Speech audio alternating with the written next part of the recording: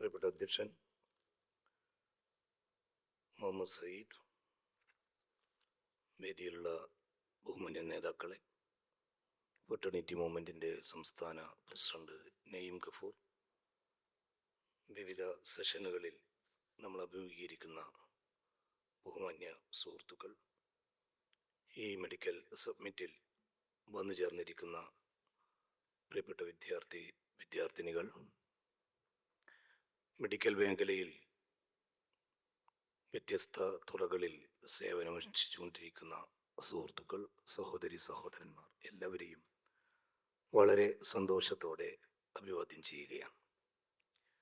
ഏറെ ആഹ്ലാദത്തോടെയാണ് ഈ മെഡിക്കൽ സബ്മിറ്റിൽ നമ്മൾ പങ്കെടുക്കുന്നത്. ഒരു പുതിയ ആശയവും കാഴ്ചപ്പാടും പങ്കുവെക്കുന്നതിനും വ്യത്യസ്തമായൊരു രാഷ്ട്രീയത്തെ മെഡിക്കൽ പ്രൊഫഷനോട് ചേർത്ത് വെക്കുന്നതിനും വേണ്ടിയുള്ള ഒരു ശ്രദ്ധേയമായ ചുവടുവെപ്പാണ് ഫെറ്റേണിറ്റി മൂവ്മെൻറ്റ് ഈ മെഡിക്കൽ സബ്മിറ്റിലൂടെ നിർവഹിക്കുന്നത്.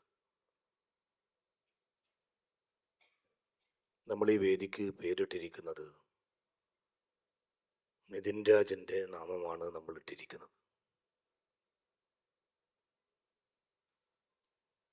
മെഡിക്കൽ ഫെറ്റേൺ സംഘടിപ്പിക്കുന്ന ഈ ഒത്തുകൂടലിന്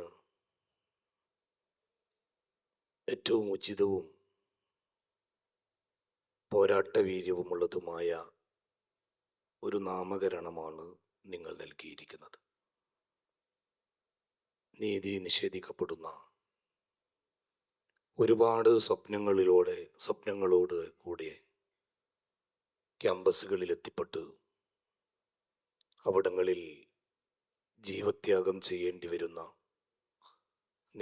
അനവധി വിദ്യാർത്ഥികളെ ഓർമ്മിച്ചുകൊണ്ട് തന്നെയാണ് ഈ വേദിയെ നമ്മൾ നിതിൻ രാജിൻ്റെ പേര് നൽകി ആദരിച്ചിരിക്കുന്നത്. ഇവിടെ സ്വാഗത ഭാഷണത്തിൽ സൂചിപ്പിച്ചതുപോലെ, അധ്യക്ഷ ഭാഷണത്തിൽ സൂചിപ്പിച്ചതുപോലെ, കഴിഞ്ഞ മെഡിക്കൽ സബ്മിറ്റിന് മഹാരാഷ്ട്രയിലെ ഇതുപോലെ ജീവത്യാഗം ചെയ്യേണ്ടി വന്ന ഒരു സുഹൃത്തിൻ്റെ പേര് നമ്മൾ നൽകി. അങ്ങ് മഹാരാഷ്ട്രയിലല്ലേ എന്ന് നമ്മൾ വിചാരിച്ചു. അതേപോലെ രോഹിത് വെമുലയെ കുറിച്ചുള്ള ചർച്ചകളിൽ അങ്ങ് ഹൈദരാബാദിലല്ലേ എന്ന് നമ്മൾ ധരിച്ചു. പക്ഷെ അത് കേരളത്തിലുമുണ്ട് എന്ന് നമ്മളെ ഓർമ്മപ്പെടുത്തുകയാണ് ഈ നഗരിയും ആ വിദ്യാർത്ഥി സുഹൃത്തിൻ്റെ ഓർമ്മയും. ഞാൻ ആ വീട്ടിൽ പോയിരുന്നു. 2 സഹോദരിമാരും ഈ ചെറുപ്പക്കാരനും പഠന മേഖലയിൽ ഒരുപാട് ഉയർന്നു വളർന്നു വരാൻ ആഗ്രഹിച്ച ഒരു സുഹൃത്ത്. ഇതൊരു പ്രതീകമാണ്.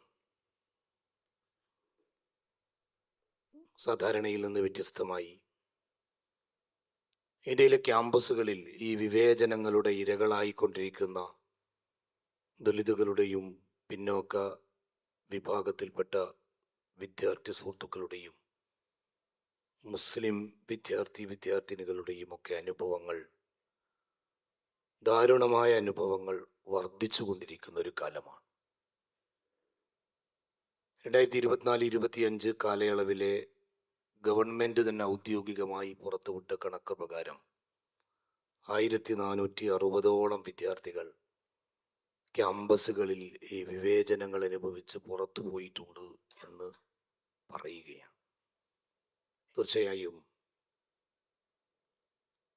നമ്മുടെ മനസ്സിലും പോരാട്ടത്തിലും എല്ലാ വിവേചനങ്ങളും അവസാനിക്കുന്ന, സാഹോദര്യത്തിൻ്റെ പുതുവസന്തം വിരിയിച്ചെടുക്കാൻ കഴിയുന്ന, സാമൂഹ്യനീതിയുടെ ഒരു പുതിയ ലോകം പണിതുയർത്താൻ കഴിയുന്ന സ്വപ്നങ്ങൾ പങ്കുവെച്ചുകൊണ്ട് അതിനുവേണ്ടിയുള്ള നിരന്തര പോരാട്ടങ്ങൾക്ക് നേതൃത്വം കൊടുക്കാൻ നമുക്കേവർക്കും കഴിയട്ടെ എന്ന് ആഗ്രഹിച്ചുകൊണ്ട് ഔപചാരികമായി ഈ മെഡിക്കൽ സബ്മിറ്റ് ഉദ്ഘാടനം ചെയ്തതായി ഞാൻ പ്രഖ്യാപിക്കുകയാണ്.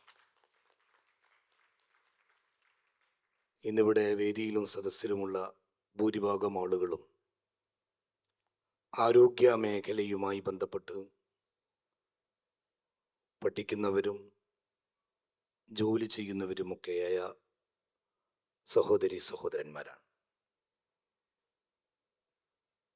ഇവിടെയുള്ള വിവിധ സെഷനുകളിൽ അതുമായി ബന്ധപ്പെട്ട ചർച്ചകളുമാണ് നമ്മൾ പ്ലാൻ ചെയ്തിരിക്കുന്നത്. അനാട്ടമിയും ഫിസിയോളജിയും ഒക്കെ പഠിക്കുകയും പ്രായോഗികമായി അതിനെ ചികിത്സയിലൂടെയും മറ്റുമൊക്കെ പ്രയോജനപ്പെടുത്തുകയൊക്കെ ചെയ്യുന്ന സുഹൃത്തുക്കളുടെ ഒരു ഒത്തുകൂടൽ. തീർച്ചയായും ആ ഒത്തുകൂടലിന് സാഹോദര്യത്തിൻ്റെയും മനുഷ്യസ്നേഹത്തിൻ്റെയും നീതിയുടേതുമായ ഒരു പുതിയ വെളിച്ചം പകർന്നു കൊടുക്കുക എന്നതാണ് ഈ മെഡിക്കൽ സബ്മിറ്റ് ഉദ്ദേശിക്കുന്നത്. സാമൂഹ്യ നീതിയിൽ അധിഷ്ഠിതമായ, സാഹോദര്യത്തിൽ അധിഷ്ഠിതമായ ഒരാതുര രംഗം രൂപപ്പെടുത്തിയെടുക്കാനുള്ള ഏറ്റവും ശ്രദ്ധേയമായ പരിശ്രമമാണ് ഫെറ്റേണിറ്റി മൂവ്മെന്റിന്റെ നേതൃത്വത്തിൽ സംഘടിപ്പിക്കപ്പെട്ടിരിക്കുന്ന ഈ സബ്മിറ്റ് എന്നാണ് ഞാൻ മനസ്സിലാക്കുന്നത്. നമ്മൾ മനുഷ്യ ശരീരത്തെക്കുറിച്ച് പഠിക്കുന്നവരാണ്. അതിൻ്റെ ആന്തരിക ഘടനയെക്കുറിച്ചും വളരെ സങ്കീർണമായ നിരവധി അനവധി അവസ്ഥകളെക്കുറിച്ചും പഠിക്കുകയും വിലയിരുത്തുകയും അതിൻ്റെ പോരായ്മകൾ പരിഹരിക്കുകയും മുറിച്ചു മാറ്റേണ്ടതിനെ മുറിച്ചു മാറ്റുകയും തുന്നിച്ചേർക്കേണ്ടതിനെ തുന്നിച്ചേർക്കുകയും ഒക്കെ ചെയ്യുന്ന ഒരു വലിയ ദൗത്യം നിർവഹിച്ചു കൊണ്ടിരിക്കുന്നവരാണ്. ഈ ശരീരത്തിൻ്റെ വികാരവും വേദനകളും അവരുടേതായ മനസ്സുമൊക്കെ പങ്കുവെക്കുവാനും അതിനെയൊക്കെ ഉൾക്കൊള്ളുവാനും അതിൻ്റെ വിശാലമായ തലങ്ങളെ ചേർത്ത് പിടിക്കാനും എങ്ങനെ കഴിയും എന്നതാണ് ഒരുപക്ഷെ ഈ സബ്മിറ്റിലൂടെ നമ്മൾ അന്വേഷിക്കുവാൻ ആഗ്രഹിക്കുന്ന വിഷയം. ശരീരത്തിന് കറുപ്പ് നിറം ഉണ്ടാവും ചിലർക്ക്. അതിന് നിങ്ങളുടേതായ ശാരീരികമായ വ്യത്യസ്തതകളുടെ നിർവചനങ്ങളും ഉണ്ടാകും. പക്ഷെ ആ ശരീരത്തെയും മനുഷ്യനായി കാണാൻ കഴിയുന്ന ഒരു വിശാല സാഹോദര്യത്തെ വളർത്തിയെടുക്കുക എന്നതാണ് ഏറ്റവും ഗൗരവത്തിൽ നമ്മൾ കാണുന്ന ഒരു ഉത്തരവാദിത്വം.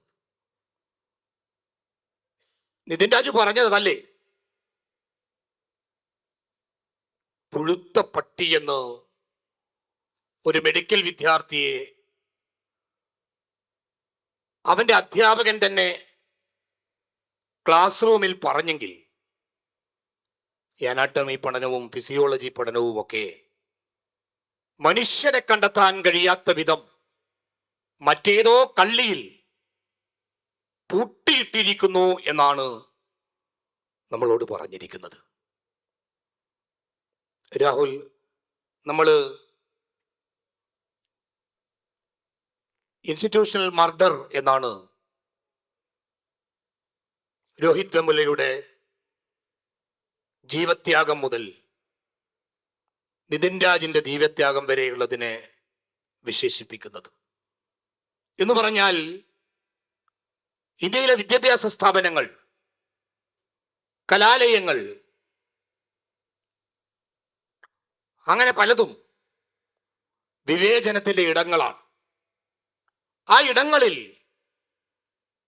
വലിയ അളവിൽ സഹോദര്യത്തെ നട്ടുപിടിപ്പിക്കുകയും മനുഷ്യനെ കാണാൻ കഴിയുന്ന ആന്തരികമായ ഒരു കണ്ണ് വെച്ചുകൊടുക്കാനുള്ള പരിശ്രമമാണ് നമ്മളിവിടെ ഈ മെഡിക്കൽ സബ്മിറ്റിലൂടെ നടത്താൻ ആഗ്രഹിക്കുന്നത്. അതുകൊണ്ടാണ് നമ്മൾ പറഞ്ഞത്, കേവലമായ ഉത്ബോധനങ്ങൾ കൊണ്ട് മാത്രം ഈ അവസ്ഥയെ മറികടന്നു പോകാൻ നമുക്ക് സാധിക്കില്ല. നമ്മൾ പല ഘട്ടങ്ങളിലും ഗവൺമെന്റിനോട് ആവശ്യപ്പെടുന്നത് ഇന്ത്യയിലെ കലാലയങ്ങളിൽ ഉൾപ്പെടെ ഇത്തരം വിവേചനങ്ങൾ അവസാനിപ്പിക്കാൻ രോഹിത് വെമുല ആക്ട് നടപ്പിലാക്കണമെന്ന് നമ്മൾ നിരന്തരം ആവശ്യപ്പെട്ടുകൊണ്ടിരിക്കുകയാണ്. കേരളമേറെ മുന്നിലാണ് എന്ന് നമ്മൾ പറയും. കർണാടകയും തെലുങ്കാനയും അതിലേക്ക് സ്റ്റെപ്പ് വെക്കുമ്പോഴും കേരളം അതിനെക്കുറിച്ച് ആലോചിച്ച് തുടങ്ങിയിട്ട് പോലുമില്ല എന്ന് നമുക്ക് മനസ്സിലാക്കാൻ സാധിക്കും. എന്ന് പറഞ്ഞാൽ അതിൻ്റെ അർത്ഥം പ്രബുദ്ധതയും വിശാലമായ മാനവിക ബോധവും വിവേചനമില്ലാത്ത അവസ്ഥയും എന്നൊക്കെ പറയുന്നത് ഒരു പുറംപൂച്ചു മാത്രമാണ് കൊച്ചു കേരളത്തിൽ പോലും എന്നാണ് ഈ അനുഭവങ്ങൾ നമ്മളോട് പറയുന്നത്. തീർച്ചയായും വളരെ ഗൗരവപ്പെട്ട ഇടപെടലുകൾ ഉണ്ടാകേണ്ടതുണ്ട്. ഇത്തരം പ്രവണതകൾ അവസാനിപ്പിക്കാൻ, ജാതി വിവേചനങ്ങൾ അവസാനിപ്പിക്കാൻ, ഇസ്ലാമോഫോബിയ ഉൾപ്പെടെ അപരവൽക്കരണത്തിന്റെയും മതവിവേചനങ്ങളുടെയും വഴികളിൽ നിന്ന് കേരളത്തിന്റെ ക്യാമ്പസുകളെയും പൊതുസമൂഹത്തെയും ഒക്കെ സമ്പൂർണമായി വിമോചിപ്പിക്കാനുള്ള നിരന്തര ശ്രമങ്ങൾ നിയമപരമായും അല്ലാതെയുമൊക്കെ ഉണ്ടാകേണ്ടതുണ്ട് എന്ന് ആമുഖമായി സൂചിപ്പിക്കുകയാണ്.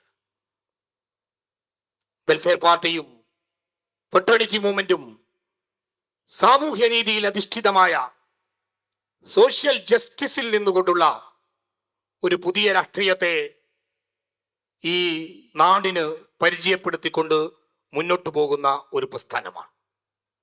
നിങ്ങൾ പ്രവർത്തിച്ചുകൊണ്ടിരിക്കുന്ന, ബന്ധപ്പെട്ടുകൊണ്ടിരിക്കുന്ന മെഡിക്കൽ മേഖല എന്ന് പറയുന്നത് പല ഡിപ്പാർട്ട്മെന്റുകളെ പോലെ ഒരു ഡിപ്പാർട്ട്മെന്റ് മാത്രമല്ല. മനുഷ്യനുമായി, അവന്റെ ഏറ്റവും പ്രയാസകരമായ ഘട്ടങ്ങളുമായി ചേർന്ന് നിൽക്കുകയും സംവദിക്കുകയും അവരെ ചേർത്ത് പിടിക്കുകയും ചെയ്യുന്ന വളരെ പ്രധാനപ്പെട്ട ഒരു ഡിപ്പാർട്ട്മെന്റുമായി ബന്ധപ്പെട്ടവരാണ് ഇവിടെ ഒത്തുകൂടിയിരിക്കുന്നത്. ജീവൻ നിങ്ങളുടെ കൈകളിലാണ് എന്ന് സാധാരണ പറയും. എന്ന് പറഞ്ഞാൽ അതിന്റെ അർത്ഥം അത്രമേൽ പ്രാധാന്യമുള്ള ഒരു ഡിപ്പാർട്ട്മെന്റിനെ കൈകാര്യം ചെയ്തുകൊണ്ടിരിക്കുന്നവരാണ് ഈ സബ്മിറ്റിൽ പങ്കെടുത്തുകൊണ്ടിരിക്കുന്നവർ. എന്താണ് നമുക്ക് ഈ മേഖലയിൽ ചെയ്യാനുള്ള പ്രത്യേകമായ ഉത്തരവാദിത്വം? സോഷ്യൽ ഇക്വിറ്റിക്ക് വേണ്ടി, സാമൂഹിക സമത്വത്തിന് വേണ്ടി ഒരുപാട് കാര്യങ്ങൾ ആരോഗ്യ മേഖലയുമായി ബന്ധപ്പെട്ട് കേരളത്തിൽ ഉൾപ്പെടെ ചെയ്യാനുണ്ട്. വലിയ പുരോഗതിയിലാണ് വിദ്യാഭ്യാസ സാംസ്കാരിക മേഖലയിൽ നമ്മൾ പറയും. ആരോഗ്യ മേഖലയിലെ വളർച്ചയെക്കുറിച്ചുമുള്ള നിരവധി ചർച്ചകളും ആലോചനകളും നടത്താറുണ്ട്. കേരളത്തിലെ ആരോഗ്യ മേഖലയെ ഗൗരവപ്പെട്ട പുനരാലോചനകൾക്ക് വേണ്ടി വിധേയമാക്കേണ്ട ഘട്ടം കൂടിയാണിത് എന്ന് നമുക്ക് മനസ്സിലാക്കാൻ സാധിക്കും. ഹെൽത്ത് ഇക്വിറ്റി, ആരോഗ്യ തുല്യത നമുക്ക് നേടിയെടുക്കാൻ കഴിഞ്ഞിട്ടുണ്ടോ? സാമൂഹ്യ നീതി ഏറ്റവും ഗൗരവത്തിൽ പരിഗണിക്കപ്പെടേണ്ട മേഖലകളിൽ ഒന്നാണ് ആരോഗ്യ മേഖല എന്ന് നമുക്കറിയാം. ഈ മേഖലയെ കൂടുതൽ സജീവമായി ശ്രദ്ധിക്കുകയും ഏറ്റവും ജനപക്ഷ സ്വഭാവത്തിൽ പ്രയോജനപ്പെടുത്തുകയും വളർത്തിയെടുക്കുകയും ചെയ്യേണ്ട ഘട്ടമാണ് എന്നാണ് നമ്മൾ മനസ്സിലാക്കുന്നത്. കേരളത്തിന്റെ ആരോഗ്യ മേഖലയെ സമ്പൂർണമായി പിടികൂടുന്നതിന് വേണ്ടി പ്രൈവറ്റ് ഇക്വിറ്റി ഫണ്ടുകൾ വന്നുകൊണ്ടിരിക്കുകയാണ്. ആ ചർച്ച സജീവമാണ്.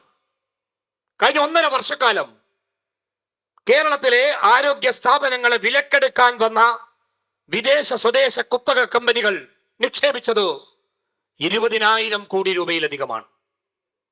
കേരളത്തിന്റെ ആരോഗ്യ ഫണ്ട്, ആരോഗ്യ ബജറ്റ് 11,000 കോടി രൂപയാണെങ്കിൽ എത്രയോ അധികം പ്രൈവറ്റ് ഇക്വിറ്റി ഫണ്ടുകളുമായി വമ്പൻ കമ്പനികൾ കടന്നു വരികയാണ്.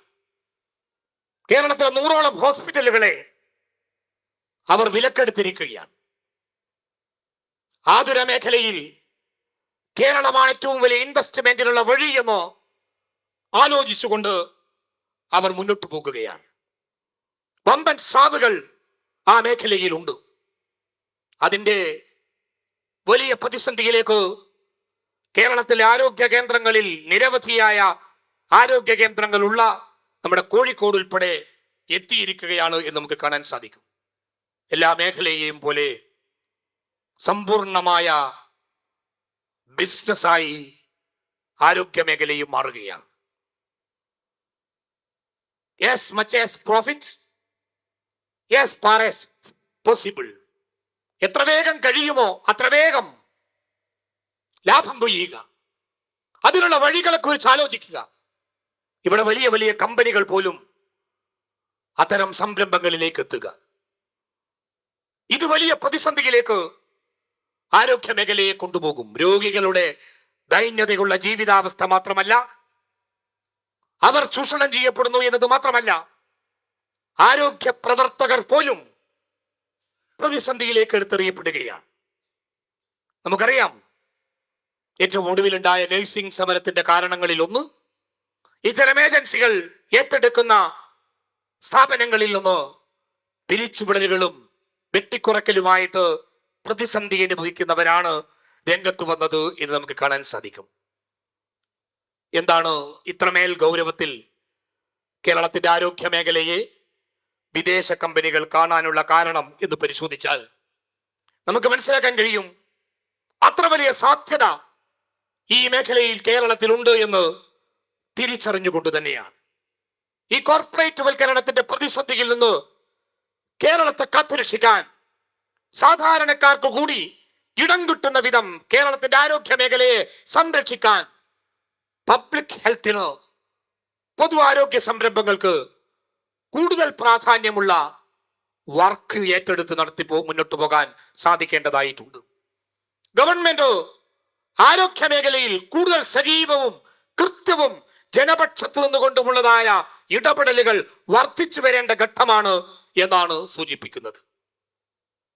ഫെട്ടേണിറ്റി മൂവ്മെന്റ് അല്ലെങ്കിൽ മെഡിക്കൽ ഫെട്ടേണിന്റെ നേതൃത്വത്തിൽ അട്ടപ്പാടി ആദിവാസി മേഖലയിൽ നടത്തിയ ശ്രദ്ധേയമായൊരു പഠന പ്രവർത്തനമുണ്ട്. അവിടങ്ങളിലെ അരിവാൾ രോഗം അഥവാ പോഷകാഹാര കുറവ് മൂലം സിക്കിൾ സെൽ അനിമ ബാധിച്ച് മരിച്ചുകൊണ്ടിരിക്കുന്ന കുഞ്ഞുങ്ങളെ കുറിച്ച് നടത്തിയ പഠനം ഏറെ പ്രശംസനീയമായൊരു ചുവടുവെപ്പായിരുന്നു അത്. കേരളത്തിലെ ഒരു പ്രദേശം, ഒരു സമുദായം, ഒരു ജനവിഭാഗം എത്രമേൽ പുറന്തള്ളപ്പെടുന്നു എന്നതിന്റെ കൃത്യമായ ഉദാഹരണം. അഥവാ ഒരു ആരോഗ്യ മേഖലയെ കുറെ കൂടി കൃത്യമായ നീതിയുടെ പുതിയ വശങ്ങളിലൂടെ കൊണ്ടുപോകേണ്ട ആവശ്യകതയെ കുറിച്ച് വിരൽ ചൂണ്ടുകയായിരുന്നു ആ പഠനം. വലിയ പുരോഗതിയിലേക്ക് കേരളത്തിന്റെ ആരോഗ്യ മേഖല എത്തിയിട്ടും എന്തുകൊണ്ട് ആദിവാസികളായ കുഞ്ഞുങ്ങൾ അട്ടപ്പാടിയിലും മറ്റുമൊക്കെ ഇങ്ങനെ മരിച്ചു വീഴേണ്ടി വരുന്നു എന്ന് ചോദിച്ചാൽ അവിടെയാണ് ഒരാരോഗ്യ മേഖലയിലെ സമത്വവും സാമൂഹ്യ നീതിയും പുലർന്നു വരേണ്ട ആവശ്യകതയെ കുറിച്ച് പറയാൻ നമുക്ക് സാധിക്കുക. പബ്ലിക് ഹെൽത്ത്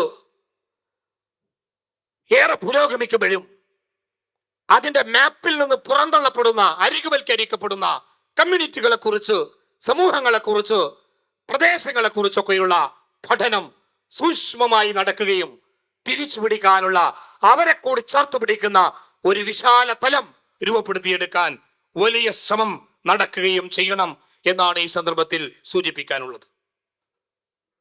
മലബാർ മേഖലയിലെ പൊതുജനാരോഗ്യ പ്രവർത്തനങ്ങളിലുള്ള പിന്നോക്കാവസ്ഥ പല പഠനങ്ങളിലൂടെ പുറത്തു വന്നതാണ്.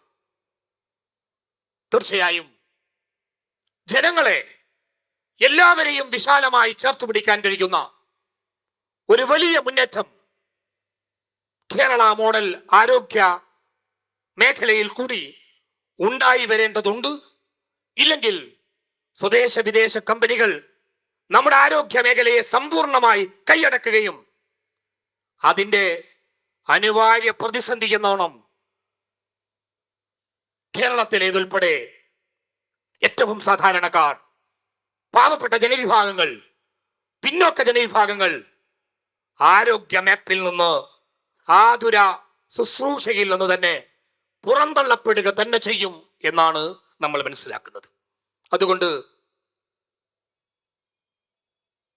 സാമൂഹികമായി കൂടുതൽ ഇഴയടുപ്പമുള്ള, വലിയ അർത്ഥത്തിൽ വിവേചനങ്ങൾ നേരിടുന്ന മേഖലകളിൽ നിന്ന്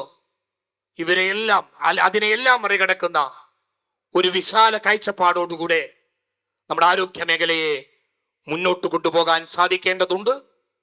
തീർച്ചയായും അതിൽ സുപ്രധാന പങ്കുവഹിക്കാൻ കഴിയുന്നവരാണ് മെഡിക്കൽ ഫെട്ടേണുമായി ചേർന്ന് പ്രവർത്തിക്കുന്ന എൻ്റെ സഹോദരി സഹോദരന്മാർ എന്നതിൽ ഏറെ സന്തോഷമുണ്ട്.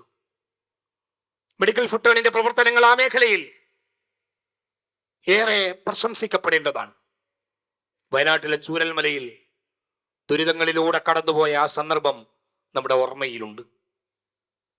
കുറെ കഴിഞ്ഞ് പല വീടുകളിലായി താമസിച്ചു കൊണ്ടിരിക്കുന്ന കുടുംബങ്ങളെ കാണാൻ വേണ്ടി ഞാൻ പോയിരുന്നു. ആ സന്ദർഭത്തിൽ വെൽഫെയർ പാർട്ടിയൊക്കെ പരിചയപ്പെടുത്തിയപ്പോൾ അവിടുത്തെ കുറേ സഹോദരിമാര് പറഞ്ഞു, നിങ്ങളുടെ കുട്ടികൾ ഇവിടെ വന്നിരുന്നു, മെഡിക്കൽ ഫെട്ടേണിന്റെ കുട്ടികൾ. ഞങ്ങൾക്ക് പലരും ഭക്ഷണ പദാർത്ഥങ്ങൾ കൊണ്ടുവന്നു തന്നു, സാമ്പത്തിക സഹായങ്ങൾ തന്നു. പക്ഷേ ഞങ്ങളെ ചേർത്ത് പിടിച്ച് സംസാരിച്ചവർ മെഡിക്കൽ ഫെട്ടേണിന്റെ ചുണക്കുട്ടികളായിരുന്നു എന്ന് ആ കുടുംബങ്ങൾ എന്നോട് പറഞ്ഞത് വളരെ അഭിമാനത്തോടെ ഞാൻ ഇവിടെ പങ്കുവെക്കുകയാണ്. ഞങ്ങളോട് ഒരുപാട് അവർ സംസാരിച്ചു. ഞങ്ങളെ വേദനയിൽ അവർ ചേർത്ത് പിടിച്ചു. നിങ്ങളുടെ കൂടെയുണ്ടായിരുന്ന 2 സഹോദരികളായ ഡോക്ടർമാരെ കുറിച്ച് അവർ പറഞ്ഞു. മണിക്കൂറുകളോളം ചേർത്ത് നിർത്തി സംസാരിച്ചു. പിന്നീട് അവർ ഫോൺ ചെയ്തു, വിശേഷങ്ങൾ അന്വേഷിച്ചു. ഒരുപക്ഷെ ആ ദുരിത മേഖലയിൽ പ്രയാസത്തിൽ അകപ്പെട്ടു പോയ മനുഷ്യരെ ചേർത്ത് പിടിച്ച് കരുത്തു പകർന്ന് ജീവിതത്തിലേക്ക് കൈപിടിച്ചു കൊണ്ടുവരാൻ നിങ്ങൾ നടത്തിയ ആ പരിശ്രമം ഏറെ ശ്രദ്ധേയമാണ് എന്ന് ആ നാട് ഇന്നും നമ്മളോട് പറയും. ഇതൊരു പുതിയ കൾച്ചർ നമ്മൾ ഈ നാട്ടിൽ പകർന്നു കൊടുത്തുകൊണ്ടിരിക്കുകയാണ്. സ്നേഹിക്കാൻ കഴിയുന്ന മനുഷ്യരെ സാഹോദര്യത്തിലൂടെ ചേർത്ത് പിടിക്കാൻ കഴിയുന്ന ഒരു വലിയ ലൈനാണ്, വലിയ കാഴ്ചപ്പാടാണ് നമ്മൾ ഇതിലൂടെ വളർത്തിയെടുത്തുകൊണ്ടിരിക്കുന്നത്. ഒരു ഫെട്ടേണൽ ബോണ്ട്, ഒരു സാഹോദര്യത്തിന്റെ ബന്ധം, ഇത് നമ്മൾ വളർത്തിയെടുക്കുകയാണ്. ഒരുപക്ഷെ ഇന്ന് നമുക്ക് നഷ്ടപ്പെട്ടു കൊണ്ടിരിക്കുന്നത് ഈ ഒരു മൂല്യബോധമാണ് എന്ന് നമുക്ക് തിരിച്ചറിയാൻ കഴിയും. നിതിൻ രാജിനെ കുറിച്ച് ഓർമ്മിക്കുമ്പോൾ ആ ഫെട്ടേണൽ ബോണ്ട് നഷ്ടപ്പെട്ടു പോകുന്നതിന്റെ വേദനയും ഓർമ്മകളുമാണ് നമ്മൾ പങ്കുവെക്കുന്നത്. ഇതിനെ കുറെ കൂടി ശക്തമായി വളർത്തിയെടുക്കാൻ നമുക്ക് സാധിക്കണം. ഈ കാലത്തെ ഏറ്റവും വലിയ മൂല്യബോധം, മെഡിക്കൽ മേഖലയ്ക്ക് ഏറ്റവും കരുത്തോടെ ഉണ്ടാകേണ്ട മൂല്യബോധം ഈ ഫെട്ടേണൽ ബോണ്ടാണ്, സാഹോദര്യ ബോധമാണ് എന്ന് നമ്മൾ മനസ്സിലാക്കണം. നമ്മുടെ മുമ്പിൽ വന്നിരിക്കുന്ന രോഗി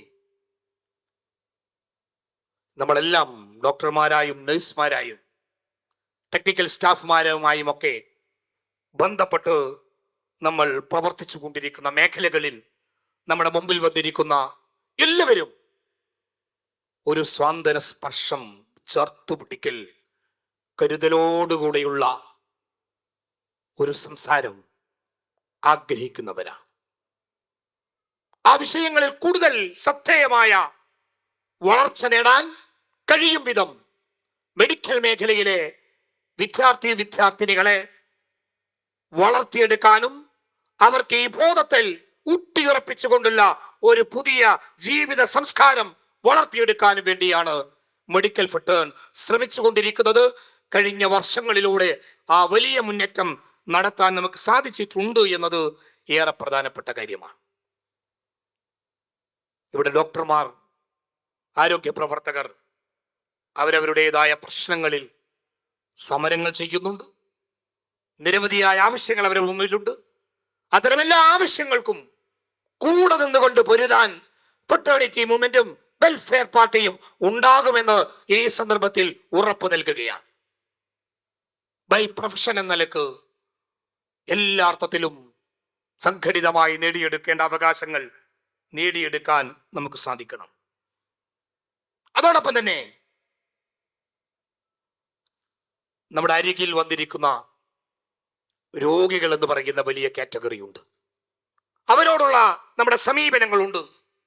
ഇതെല്ലാം ചേർന്ന് നിൽക്കുന്ന ഒരു വലിയ കമ്മ്യൂണിറ്റിയായി, ഒരു വലിയ കുടുംബമായി ഡോക്ടർ, രോഗി, നമ്മുടെ ആതുരാലയങ്ങൾ, ഗവൺമെന്റ് എല്ലാ സംവിധാനങ്ങളെയും ചേർത്ത് പിടിക്കുന്ന ഒരു വിശാല കുടുംബമായി കണ്ടുകൊണ്ട് അവിടങ്ങളിൽ നമ്മുടെ എല്ലാം ഉത്തരവാദിത്വം എത്രത്തോളം ഗൗരവത്തിൽ നിർവഹിക്കപ്പെടുന്നുണ്ട് എന്നതുകൂടി ആലോചനയിൽ വരേണ്ടതുണ്ട് എന്ന് ഈ സന്ദർഭത്തിൽ സൂചിപ്പിക്കുകയാണ്. വന്ദനാദാസ്, അതിന്റെ വീട്ടിൽ ഞാൻ പോയിരുന്നു. കൊല്ലപ്പെട്ടു പോയ ഒരുപാട് സ്വപ്നങ്ങളോടെ ക്യാമ്പസിൽ വന്ന ഒരു സഹോദരി, ഒരു വിദ്യാർത്ഥിനി. അന്ന് നിയമങ്ങൾ നിർമ്മിക്കാൻ ഫെട്ടേണിറ്റി മൂവ്മെന്റ് മുൻകൈയെടുത്ത് നമുക്കറിയാം. അതോടൊപ്പം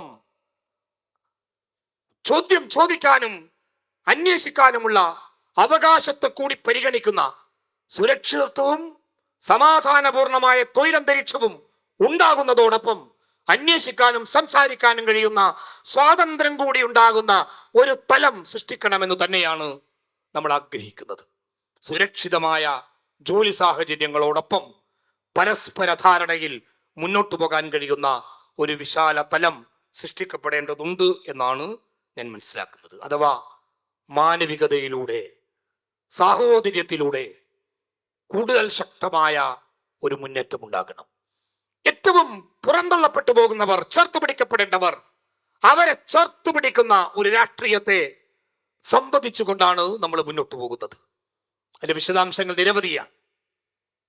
ചരിത്രപരമായി പുറന്തള്ളപ്പെട്ടവർ, വിവേചനങ്ങൾ അനുഭവിക്കുന്നവർ, സാമൂഹ്യമായി മാറ്റി നിർത്തപ്പെടലുകൾ അനുഭവിച്ചു കൊണ്ടിരിക്കുന്നവർ, അവർ ക്യാമ്പസുകളിലും പുറത്തുമൊക്കെ എത്രത്തോളം പരിഗണിക്കപ്പെടുന്നുണ്ട് എന്നതുകൂടെ വളരെ പ്രാധാന്യമുള്ള കാര്യമാണ്. പ്രത്യേകിച്ചും പ്രൊഫഷണൽ ക്യാമ്പസുകളിലും മറ്റും ഇത്തരം വിവേചനങ്ങൾ കൂടുതലാണോ എന്നൊക്കെ പഠനങ്ങൾ വെളിപ്പെടുത്തുന്നുണ്ട്.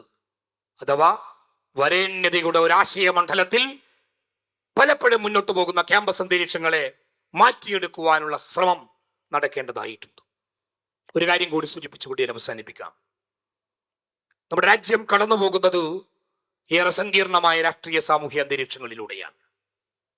പ്രത്യേകിച്ചും ഒരു വംശീയ ഭരണകൂടം ഇന്ത്യ രാജ്യത്തെ നയിച്ചു തുടങ്ങിയത് മുതൽ വലിയ വിവേചനങ്ങളും പ്രതിസന്ധികളും നാട് അനുഭവിക്കുകയാണ്.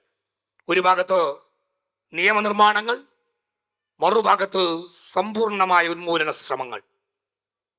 നമുക്കറിയാം അതൊക്കെ. ബുൾഡോസർ രാജും മോബ് ലിഞ്ചിങ്ങും ഒക്കെ വരികയാണ്. പൗരത്വ നിയമ ഭേദഗതി മുതൽ ഏറ്റവും ഒടുവിൽ FCRA നിയമ ഭേദഗതി വരെ രാജ്യത്ത് നടപ്പിലാക്കുകയാണ്. ന്യൂനപക്ഷങ്ങളും ദളിതുകളും പിന്നോക്ക ജനവിഭാഗങ്ങളും ഒക്കെ ഇന്ത്യയിൽ നിന്ന് പുറന്തള്ളപ്പെടണമെന്ന് എഴുതി വെച്ച ആശയങ്ങളും കാഴ്ചപ്പാടുകളുമുള്ളവർ ഭരണകൂടമായി മാറുമ്പോൾ ആ പ്രതിസന്ധി വർദ്ധിച്ചു വരും എന്ന് നമുക്കറിയാം. ഏറ്റവും ഒടുവിൽ വനിതാ സംവരണത്തിന്റെ ബില്ല് പാസാക്കാൻ എന്ന വ്യാജേന മണ്ഡല പുനർനിർണയം നടത്തിയിട്ട് എക്കാലവും പ്രത്യേകമായ അധികാര സ്ഥാനം ഉറപ്പിക്കാൻ വേണ്ടി വംശീയ രാഷ്ട്രീയത്തിന്റെ ശക്തികൾ ശ്രമിച്ചുകൊണ്ടിരിക്കുന്ന കാലം. ഇന്ത്യൻ ജയിലുകളിൽ പ്രതികരണശേഷിയുള്ളവർ, അതേപോലെ തന്നെ പൗരത്വ സമരത്തിലുൾപ്പെടെ നിരന്തരമായി പോരാടിയവർ, ദളിത് പിന്നോക്ക ജനവിഭാഗങ്ങളുടെ അവകാശങ്ങൾക്ക് വേണ്ടി ശബ്ദിച്ചവരൊക്കെ ജയിലിലടക്കപ്പെടുന്ന ഒരു കാലം. ഇത്തരമൊരു കാലത്ത് അതിശക്തമായ രാഷ്ട്രീയത്തെ മനസ്സിൽ നിറച്ചു വെച്ചുകൊണ്ട് മുന്നോട്ട് പോകാൻ നമുക്ക് സാധിക്കണം. ക്യാമ്പസുകളെ അരാഷ്ട്രീയവൽക്കരിക്കാൻ ശ്രമിച്ചുകൊണ്ടിരിക്കുന്ന പലരും വളർന്നുകൊണ്ടിരിക്കുന്ന കാലമാണ്. പ്രത്യേകിച്ചും പ്രൊഫഷണൽ ക്യാമ്പസുകൾ രാഷ്ട്രീയത്തിന്റെ വഴികളിൽ നിന്ന് കുട്ടിയടക്കപ്പെടേണ്ടതാണ് പ്രൊഫഷണൽ ക്യാമ്പസുകളുടെ വാതിലുകൾ എന്നൊക്കെ പ്രചരണം നടക്കുന്ന കാലം. നമ്മൾ പറയുന്ന രാഷ്ട്രീയം നീതിയുടെ രാഷ്ട്രീയമാണ്, നന്മയുടെ രാഷ്ട്രീയമാണ്, ഈ വിവേചനങ്ങൾ അവസാനിപ്പിക്കാൻ വേണ്ടിയുള്ള രാഷ്ട്രീയമാണ്. അഥവാ അരാഷ്ട്രീയതയെ വെല്ലുന്ന അതിശക്തമായ രാഷ്ട്രീയത്തെ വളർത്തിയെടുക്കാനും മനസ്സിലാക്കാനും ആ വഴിയിൽ സജീവമായി മുന്നോട്ട് പോകാനും നമുക്ക് കഴിയണം. കഫീൽ ഖാൻ ഈ വേദിയിലുണ്ട്.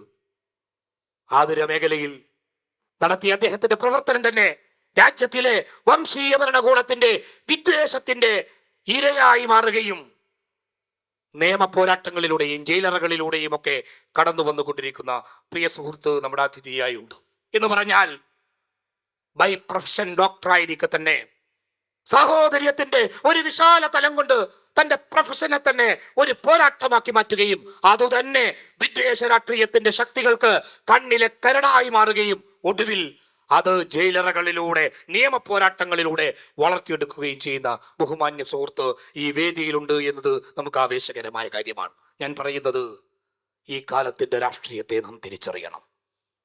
നമ്മുടേത് കൂടിയായ രാജ്യത്തെ തിരിച്ചുപിടിക്കാനും നിലനിർത്താനുമുള്ള പോരാട്ടങ്ങളിൽ നിർണായകമായ പങ്കുവഹിക്കാൻ, ആശയപരമായും പ്രായോഗികമായും പങ്കുവഹിക്കാൻ കഴിയുന്ന രാഷ്ട്രീയത്തെ ചേർത്ത് പിടിച്ചുകൊണ്ട് മാത്രമേ നമുക്ക് മുന്നോട്ട് പോകാൻ കഴിയുകയുള്ളൂ എന്ന് കൂടി സൂചിപ്പിച്ചുകൊണ്ട് ഈ മെഡിക്കൽ സബ്മിറ്റ് ഏറെ വിജയകരമാകട്ടെ എന്ന് ആഗ്രഹിച്ചുകൊണ്ട് ശ്രദ്ധേയമായ അജണ്ടകളിലൂടെ ഒരു പുതിയ മാറ്റം, ഒരു പുതിയ വഴിയിലൂടെയുള്ള സഞ്ചാരം സാധ്യമാണ് എന്ന തിരിച്ചറിവോടെ തന്നെയാണ് നമ്മൾ ഒത്തുകൂടുന്നത്. മെഡിക്കൽ ഫുട്ടേൺ ആ വഴിയിൽ നിങ്ങളെ കൈപിടിച്ച് നടത്തുകയും വളർത്തിക്കൊണ്ടിരിക്കുകയും ചെയ്യുന്നു എന്നത് സന്തോഷകരമാണ്. വെൽഫെയർ പാർട്ടിയുടെയും ഫെർട്ടേണിറ്റി മൂവ്മെന്റിന്റെയും എല്ലാ പിന്തുണയും പിൻബലവും നിങ്ങൾക്കുണ്ട്. കൂടുതൽ സജീവമായി നമുക്ക് മുന്നോട്ട് പോകാം. രാഷ്ട്രീയത്തിന്റെ പുതിയ വഴികളിലൂടെ നമുക്ക് സഞ്ചരിക്കാം. അരാഷ്ട്രീയവൽക്കരിക്കുകയും വിവേചനങ്ങൾക്കെതിരെ ശബ്ദിക്കാനുള്ള നാവുകളെ പിടിച്ചുകെട്ടുകയും ചെയ്യുന്ന കാലത്ത് 1000 പോരാട്ടവീര്യവുമായി കരുത്തോടെ നമുക്ക് മുന്നോട്ട് പോകാം. ഏവർക്കും സ്നേഹാഭിവാദ്യങ്ങൾ നേർന്നുകൊണ്ട് ഞാൻ എൻ്റെ വാക്കുകൾ ഉപസംഹരിക്കുന്നു.